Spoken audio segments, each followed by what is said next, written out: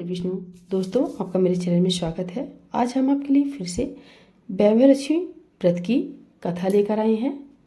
तो दोस्तों, कथा पूरी सुनिएगा तभी पुण्य फलों की प्राप्त होती है। अधूरी कथा कभी नहीं छोड़ना चाहिए। और दोस्तों, कथा अच्छी लगे तो प्लीज़ लाइक और नए हो तो चैनल को सब्सक्राइब कर लें। एक बड़ा शहर था। इस शहर में लाखों लोग रहते थे। पहले के ज़माने के लोग साथ साथ रहते थे और एक दूसरे के काम आते थे, पर नए ज़माने के लोगों का स्वरूप ही अलग से है। सब अपने अपने काम में रत रहते हैं, किसी को किसी की परवाह नहीं। घर के सदस्यों को भी एक दूसरे की परवाह नहीं होती। भजन, भक्ति, कीर्तन, दया, भाव, माया, परोपकार जैसे संस्कार कम हो गए हैं। शहर में बुराइयां बढ़ गई थी। शराब, जुआ, रेस, व्यभिचार, चोरी, डकैती वगैरह बहुत से गुनाह शहर में होते थे। कहावत है कि हजारों निराशा में कमर आशा छिपी हुई होती है। इसी तरह इतनी सारी बुराइयों के बावजूद शहर में कुछ अच्छे लोग भी रहते थे। ऐसे अच्छे लोगों में शीला और उनके पति की गृहस्थी मानी जाती थी। शीला धार्मिक प्रकृति और संतोषी थी। उनका पति भी विवेकी और सुशील था। शीला उनका पति ईमानदारी से जीते थे। वे किसी की बुराई नहीं करते थे और प्रभु भजन में अच्छी तरह समय व्यतीत कर रहे थे। उनकी गृहस्थी आदर्श गृहस्थी थी और शहर के लोग उनकी गृहस्थी की सराहना करते थे। शीला की गृहस्थी इसी तरह खुशी खुशी चल रही थी, पर कहा जाता है कि कर्म की गति अकल न्यारी होती है। विधाता के लिखे के लेख को कोई नहीं समझ सकता है। इंसान का नसीब पल भर में राजा को रंक बना देता है और रंक को राजा। शीला के पद के अगले जन्म के कर्म भोगने के बाकी रह गए होंगे कि वह बुरे लोगों से दोस्ती कर बैठा। वह जल्द से जल्द करोड़पति होने के ख्वाब दिखने लगा, इसलिए वह गलत रास्ते पर चला गया। करोड़पति की बजाय रोडपति बन गया, यानी रास्ते पर भटकते भिखारी जैसी उसकी हालत हो गई थी। शहर में शराब, जुआ, रेस, चरस, गांजा वगैरह बंदियां फैली हुई थी। उसमें शीला का पति भी फंस गया। दोस्तों के साथ उसे भी शराब की आदत हो गई। जल्द से जल्द पैसे वाला बनने की लालच में दोस्तों के साथ रेस जुआ भी खेलने लगा। इस तरह बचाई हुई धनराशि, पत्नी, गहने सब कुछ रेस जुए में गवा दिया था। इस तरह एक वक्त ऐसा भी था कि वह सुशील पत्नी शीला के साथ मजे में रहता था और प्रवचन में सुख शांति से वक्त व्यतीत करता था। उसके बजाय घर में दरिद्रता और भुखमरी फैल गई। सुख से खाने के बजाय 2 वक्त भोजन के लाले पड़ गए और शीला को पति की गालियां खाने का वक्त आया था।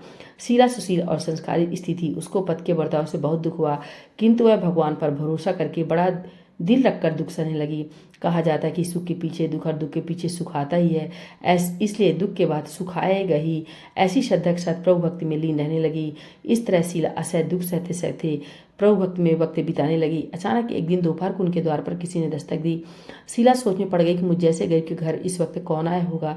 फिर भी द्वार पर आई हुई अतिथि का आदर करना चाहिए, ऐसे आर्य धर्म के संस्कार वाली शीला ने खड़े होकर द्वार खोला तो देखा सामने एक माँ जी खड़ी थी। वे बड़ी उम्र की लगती थी, किंतु उनके चेहरे पर अलौकिक तेज निखर रहा था।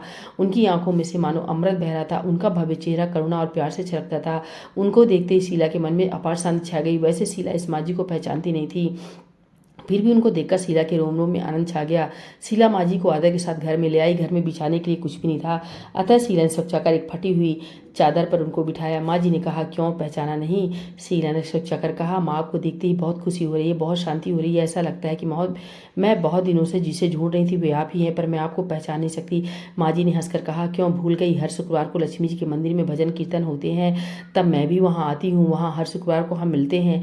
पति गलत रास्ते पर चढ़ गया था, तब से शीला बहुत दुखी हो गई थी और दुख की मारी वह लक्ष्मी जी के मंदिर में भी नहीं जाती थी। बाहर के लोगों के साथ नजर मिलाते भी उसे शर्म लगती थी। उसने याददाश्त पर जोर दिया, पर यह माँ जी याद नहीं आ रहे थे। तभी माँ जी ने कहा, तू लक्ष्मी जी के मंदिर में कितने मधुर भजन गाती थी, अभी अभी तू दिखाई नहीं देती थी, इसलिए मुझे हुआ कि तू क्यों नहीं आती, कहीं बीमार तो नहीं हो गई है। ऐसा सोचकर मैं तुझे मिलने चली आई हूँ। माँ जी कहते प्रेम भरे शब्दों से शीला का हृदय पिघल गया। उसकी आंखों में आंसू आ गए। माँ जी के सामने वह बिलक बिलक कर रोने लगी। यह देखकर माँ जी शीला के नजदीक सरके और उसकी सिसकती पीठ पर प्यार भरा हाथ फेरकर सांत्वना देने लगी। माँ जी ने कहा, बेटी, सुख और दुख तो धूप और छांव जैसे होते हैं। सुख के पीछे दुख आता है तो दुख के पीछे सुख भी आता है। धैर्य रखो बेटी। और तुझे क्या परेशानी है? तेरे दुख की बात मुझे सुना, तेरा मन भी हल्का हो जाएगा और तेरे दुख का कोई उपाय भी मिल जाएगा। माँ जी की बात सुनकर शीला के मन को शांति मिली। उसने माँ जी को कहा, माँ, मेरी गृहस्थी में भरपूर सुख और खुशियाँ थी। मेरे पति भी सुशील थे। भगवान की कृपा से पैसे की बात में भी हमें संतोष था। हम शांति से गृहस्थी चलाते ईश्वर भक्ति में अपना वक्त व्यतीत करते थे। यह क्या एक हमारा भाग्य हमसे रूठ गया। मेरे पति को बुरी दोस्ती हो गई। बुरी दोस्ती की वजह से वे शराब, जुआ, रेस, चरस, गांजा वगैरह खराब आदतों के शिकार हो गए और उन्होंने सब कुछ गंवा दिया और हम रास्ते के भिखारी जैसे बन गए। यह सुन माँ जी ने कहा, सुख के पीछे दुख और दुख के पीछे सुख आता ही रहता है।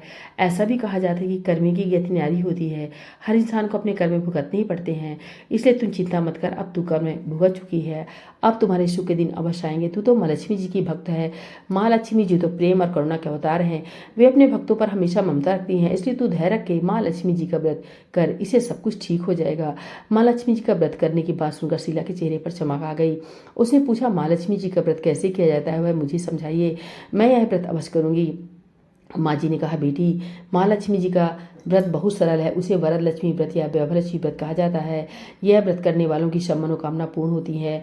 वह सुख संपत्ति और यश प्राप्त करता है। ऐसा कहकर माँ जी वैभव लक्ष्मी व्रत की बीत कहने लगी। बेटी, वैभव लक्ष्मी व्रत वैसे तो सीधा साधा व्रत है, किंतु कई लोग यह व्रत गलत तरीके से करते हैं, अतः उसका फल नहीं मिलता है। कई लोग कहते हैं कि सोने के गहने की हल्दी कुमकुम से पूजा करो, बस व्रत हो गया, पर ऐसा नहीं है। कोई भी व्रत शास्त्रीय विधि पूर्वक करना चाहिए, तभी उसका फल मिलता है।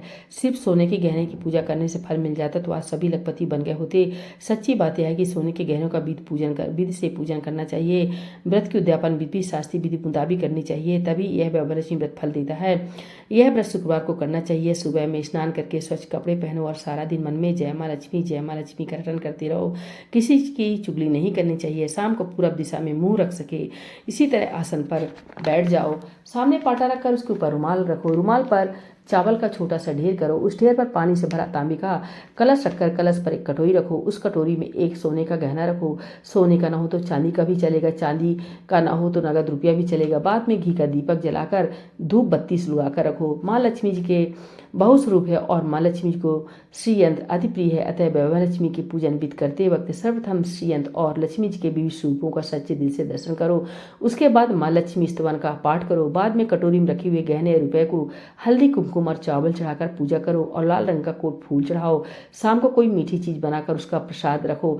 ना हो सके तो शक्कर या गुड़ भी चल सकता है। फिर आरती करके 11 बार सच्चे हृदय से जय माँ लक्ष्मी बोलो। बाद में 11-21 शुक्रवार यह व्रत करने का दृढ़ संकल्प माँ के सामने करो और आपकी जो मनोकामना हो वह पूरी करने को माँ लक्ष्मी जी की विनती करो। फिर माँ का प्रसाद बांट दो और थोड़ा प्रसाद अपने लिए रख लो। अगर आप में शक्ति हो तो सारा दिन उपवास रखो और सिर्फ प्रसाद खाकर शुक्रवार करो। ना शक्ति हो तो एक बार शाम को प्रसाद ग्रहण कर सकते समय खाना खा लो। अगर थोड़ी शक्ति भी ना हो तो 2 बार भोजन कर सकते हो। बाद में कटोरी में रखा गहना रुपया ले लो। कलश का पानी तुलसी क्यारी में डाल दो और चावल पक्षियों को डाल दो। इसी तरह शास्त्रीय विधि अनुसार व्रत करने से उसका फल अवश्य मिलता है। इस व्रत के प्रभाव से सब प्रकार की विपत्ति दूर होकर आदमी मालामाल हो जाता है। जिसे संतान न हो उसे संतान प्राप्ति होती है। सौभाग्यवती स्त्री का सौभाग्य अखंड रहता है। कुमारी लड़की को मनोहन पति मिलता है। शीला यह बात सुनकर आनंदित हो गई। फिर पूछा, माँ, आपने वैभव लक्ष्मी व्रत की जो शास्त्रीय विधि बताई है वैसे मैं अवश्य करूंगी, किंतु इसकी उद्यापन विधि किस तरह करनी चाहिए यह भी कृपा करके सुनाइए। माँ जी ने कहा, 11-21 जो मन्नत मानी हो उतने में शुक्रवार या वैभव लक्ष्मी व्रत पूरी श्रद्धा और भावना से करना चाहिए।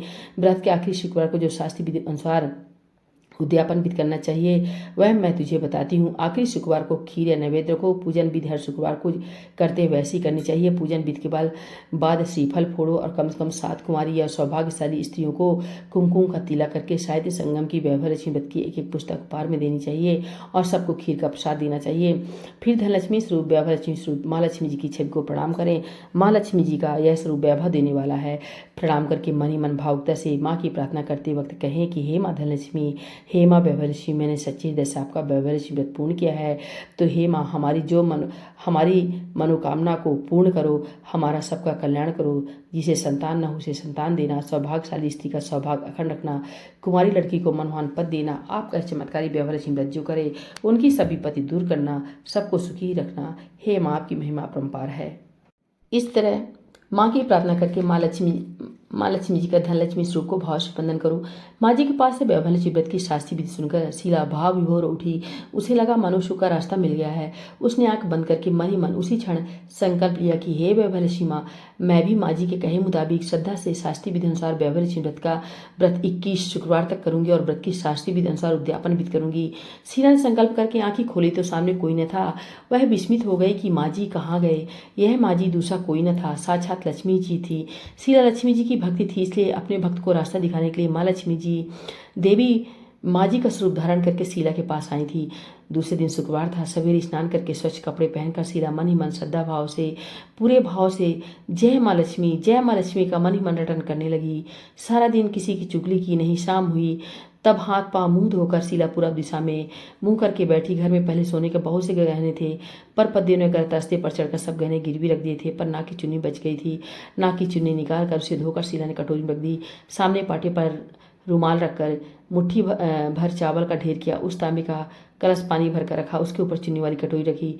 फिर माँ जी ने कही थी वह शास्त्रीय विधि अनुसार वंदन, स्तवन और पूजा वगैरह किया और घर में थोड़ी शक्कर थी, वह प्रसाद में रखकर वैभवलक्ष्मी व्रत किया।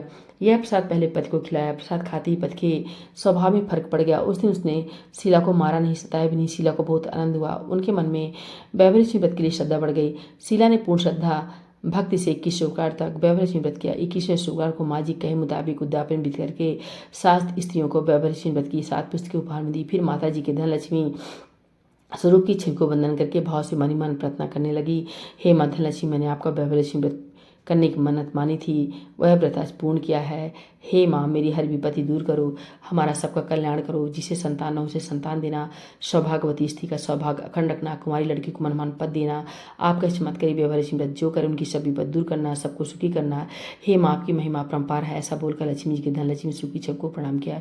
इस तरह शास्त्रीय विधिपूर्वक शीला ने श्रद्धा से व्रत किया और तुरंत उसे फल मिला। उसका पति गलत रास्ते पर चला गया था, वह अच्छा आदमी हो गया और कड़ी मेहनत करके व्यवसाय करने लगा। माँ लक्ष्मी जी के वैभवलक्ष्मी व्रत के प्रभाव से उसको ज़्यादा मुनाफे होने लगा। उसने तुरंत शीला के गिरवी रखे गहने छुड़ा लिए। घर में धन की बाढ़ सी आ गई। घर में पहले जैसे सुख शांति छा गई। वैभवलक्ष्मी व्रत का प्रभाव देखकर मोहल्ले की दूसरी स्त्रियां भी शास्त्रीय विधिपूर्वक वैभवलक्ष्मी व्रत करने लगी। हे माँ धनलक्ष्मी, आप जैसे शीला पर प्रसन्न हुई हैं, उसी तरह आपका व्रत करने वाले सब पर प्रसन्न होना, सबको सुख शांति देना। जय धनलक्ष्मी माँ, जय वैभवलक्ष्मी माँ, जय धनलक्ष्मी माँ, जय वैभवलक्ष्मी माँ।